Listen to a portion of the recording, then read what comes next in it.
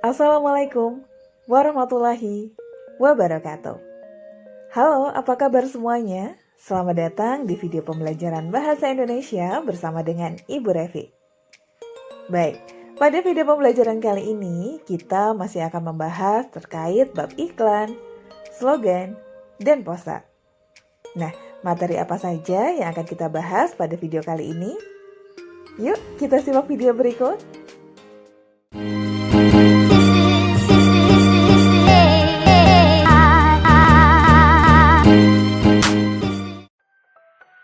Baik, pada video kali ini kita akan lanjut membahas terkait struktur teks iklan, kemudian kaidah kebahasaan teks iklan, fakta dan opini dalam iklan, serta langkah-langkah menulis iklan.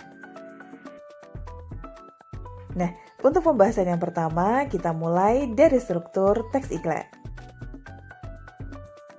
Baik, sebelumnya apabila kalian sudah mencermati contoh-contoh iklan pada video sebelumnya, pasti kalian akan mudah menemukan bagian-bagian yang menjadi struktur teks iklan.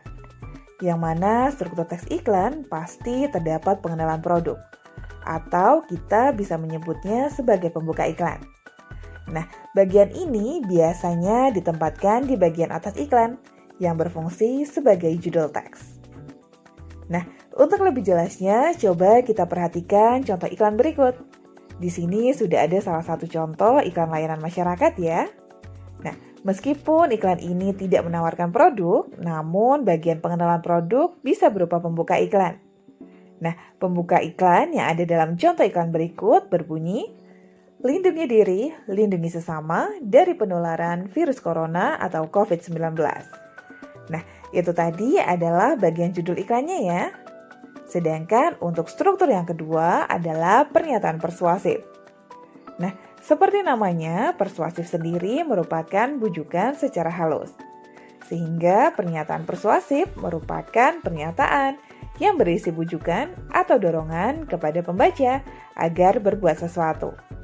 Nah, kalau kita cermati juga di contoh iklan berikut, pernyataan persuasifnya berbunyi, semua harus pakai masker di mana saja, kapan saja. Nah, itu adalah pernyataan di mana si pembuat iklan mengajak dan mendorong pembaca untuk turut serta menggunakan masker di mana saja dan kapan saja. Nah, cukup jelas ya? Namun, selain dua struktur tersebut, dalam iklan juga sering disajikan slogan, gambar produk, serta nama dan logo perusahaan. Baik, selanjutnya kita akan membahas kaidah kebahasaan teks iklan. Yang pertama adalah persuasif.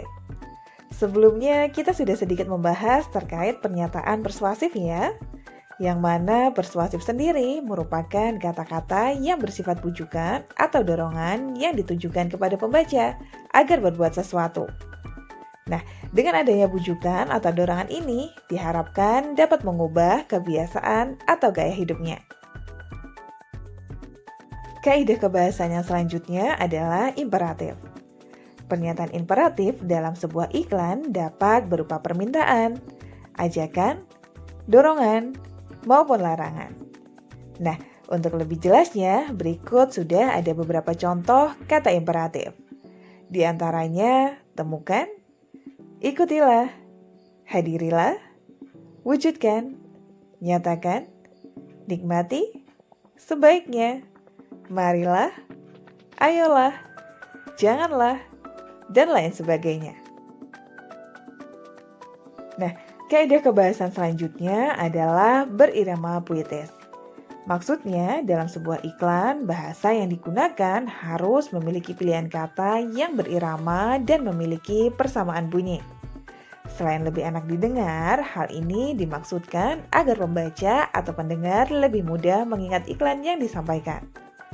Contohnya seperti iklan berikut, yang berbunyi, dunia indah tanpa narkoba. Baik, selanjutnya adalah berkesan positif. Dalam sebuah iklan, memberikan kesan positif terutama terhadap produk atau jasa yang ditawarkan merupakan hal yang sangat penting ya. Bayangkan saja, jika kita tidak memberikan kesan positif terhadap produk atau jasa yang kita tawarkan. Apakah mungkin nantinya khalayak ramai akan tertarik dengan produk yang kita tawarkan? Tentu saja tidak ya. Nah, kaidah kebahasaan yang terakhir adalah ringkas. Dalam sebuah iklan, alangkah baiknya apabila kita menggunakan bahasa yang sederhana dan juga ringkas. Hal ini digunakan agar apa yang kita sampaikan dalam sebuah iklan lebih mudah diingat dan dipahami oleh pembaca atau pendengar. Karena penggunaan kalimat yang terlalu panjang atau yang berbelit-belit justru dapat membuat pembaca bingung karena tidak bisa langsung menangkap apa yang sebenarnya diiklankan. Baik, selanjutnya kita akan membahas terkait fakta dan opini dalam iklan. Dalam sebuah iklan, kalimat atau pernyataan yang digunakan tidak seluruhnya mengandung fakta ya. Karena seperti yang kalian ketahui, tujuan iklan sendiri salah satunya adalah menawarkan produk atau jasa kepada khalayak. Maka agar khalayak tertarik terhadap produk atau jasa yang ditawarkan, maka tidak ada salahnya untuk menambahkan opini dalam sebuah iklan. Nah, apakah sebelumnya kalian sudah paham apa bedanya antara fakta dan opini? Iya, fakta sendiri merupakan sesuatu yang benar-benar terjadi ya, dan bisa dipertanggungjawabkan. Dengan kata lain, kalimat yang mengandung fakta merupakan kalimat yang di dalamnya memberikan sebuah informasi yang benar adanya, tanpa ada unsur tambahan yang sifatnya berupa promosi dari iklan tersebut. Sedangkan opini merupakan teks yang berisi pendapat dari si pemasang iklan. Nah, opini ini bisa berupa ajakan atau promosi yang berusaha meyakinkan khalayak agar tertarik untuk membeli barang atau jasa yang ditawarkan. Nah, agar lebih jelas dan kalian juga dapat membedakan antara fakta dan opini dalam sebuah iklan, mari kita bahas contoh iklan berikut. Baik, di sini sudah ada salah satu contoh iklan penawaran ya, di mana beberapa pernyataan yang ada dalam iklan tersebut ada yang berupa fakta dan ada pula yang berupa opini. Nah, yang pertama coba kita mencari pernyataan yang mengandung fakta terlebih dahulu. Dalam iklan tersebut, fakta pertama terlihat dari nama perusahaannya ya, yakni Citrasindo Express. Nama perusahaan tersebut menunjukkan sebuah fakta. Karena bayangkan saja, kalau nama perusahaan saja sudah bohong, bagaimana orang-orang bisa percaya? Nah, fakta berikutnya terlihat pada kalimat yang berbunyi, jasa kurir dalam kota. Ini menjadi salah satu pernyataan yang mengandung fakta ya, karena sebuah perusahaan harus memberikan keadaan yang sebenarnya kepada konsumen. Nah, dalam teks tersebut juga terlihat bahwa perusahaan hanya memberikan layanan berupa kurir atau antar barang ya, di dalam kota saja. Apabila ada yang ingin mengirimkan barang keluar kota, maka sudah jelas perusahaan ini tidak melayani. Nah, untuk kalimat fakta selanjutnya terlihat pada kalimat yang berbunyi Malang Kota, Batu, Kepanjen, Lawang, Tumpang. Nah, nama-nama kecamatan dalam kalimat tersebut merupakan fakta ya, karena nama-nama tersebut masih ada di dalam satu kota, yakni Kota Malang. Sama persis seperti teks sebelumnya yang menyatakan bahwa jasa ini hanya melayani kurir dalam kota saja. Sama halnya dengan alamat dan nomor telepon perusahaan yang dicantumkan. Itu juga merupakan fakta ya, karena alamat dan nomor telepon tersebut berguna untuk meyakinkan konsumen bahwa jasa kurir tersebut benar ada di Kota Malang. Selain itu, alamat dan nomor telepon tersebut juga berguna bagi konsumen untuk melakukan pengaduan atau keluhan atas layanan kurir yang diberikan. Baik, selanjutnya kita akan mencari kalimat opini dalam iklan tersebut. Nah, kalimat opini terlihat dari kalimat yang berbunyi cepat, aman, terpercaya. Kalimat tersebut merupakan salah satu contoh opini yang ada dalam iklan, karena mengandung unsur promosi dari pihak si pemasang iklan, yang mana pihak pemasang iklan berusaha meyakinkan calon konsumennya dengan menyatakan bahwa jasa yang ditawarkan bisa cepat sampai, aman, dan sangat terpercaya. Padahal belum tentu kiriman dengan jasa kurir tersebut bisa cepat sampai dan juga aman. Kalimat opini berikutnya juga terlihat pada kalimat yang berbunyi, kiriman kilat, dokumen, dan barang dalam kotak.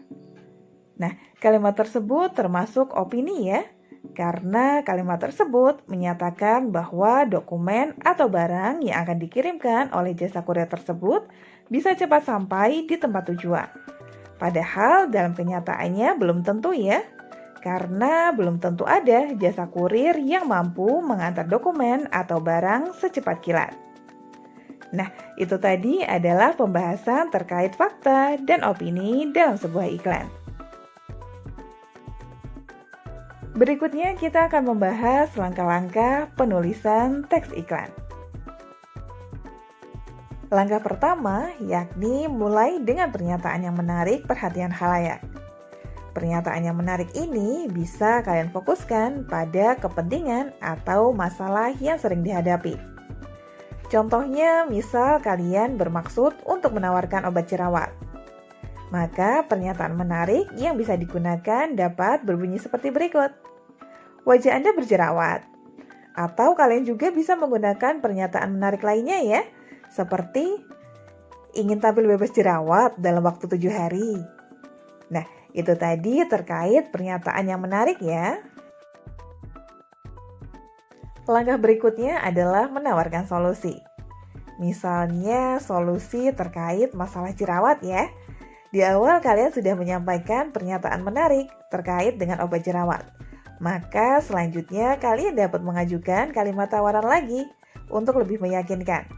Contohnya seperti berikut. Ramuan jamu cantik dapat mengurangi dan melenyapkan jerawat dalam waktu 7 hari. Dan Anda dapat kembali tampil cantik. Baik, langkah berikutnya adalah menunjukkan bukti. Tahap ini merupakan salah satu langkah yang penting ya untuk lebih meyakinkan kembali si pembaca. Oleh karena itu, agar khalayak lebih yakin, maka kalian dapat menunjukkan bukti agar solusi yang sebelumnya sudah kalian berikan dianggap benar dan sesuai dengan yang diharapkan si pembaca. Nah, di sini ada salah satu contoh kalimat yang menunjukkan bukti, yakni jerawat Anda akan sembuh dalam 7 hari atau uang kembali. Tunggu apa lagi? Ribuan orang sudah membuktikan. Nah, langkah yang terakhir adalah mengajukan harga. Bagian ini bisa menjadi penutup iklan yang kalian buat. Kalian bisa mengajukan harga yang kalian inginkan, atau mungkin saja memberikan promosi lain seperti potongan harga atau berbagai kemudahan lainnya. Baik, demikian tadi untuk materi yang disampaikan pada video kali ini. Semoga ilmu yang diberikan bermanfaat dan sampai jumpa di video pembelajaran selanjutnya. Wassalamualaikum warahmatullahi wabarakatuh.